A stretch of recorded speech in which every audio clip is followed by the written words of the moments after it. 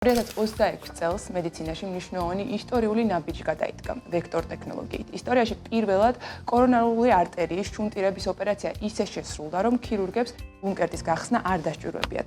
ეს მეთოდი სრულიად ახალ მიდგომას წარმოადგენს, რომელიც ტრადიციული კარდიოქირურგიული ოპერაციების რადიკალურ გარდაქმნას კვირდება.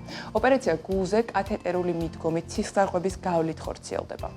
მეც მაქვს ძალიან იმედის მომცემი სიახლე ნინი წინა კვირას Revolution Medicine-მა პანკრეასის კიბოს საწინააღმდეგო პრეპარატის მესამე ფაზის კვლევის შედეგები წარადგინა. ანგარიშის თანახმად კომპანიის ახალი მედიკამენტი Daraxonrasib-ის მეტასტაზური ფორმის მქონე პაციენტებში გადაჭრის შანსი თითქმის აორმაგებს.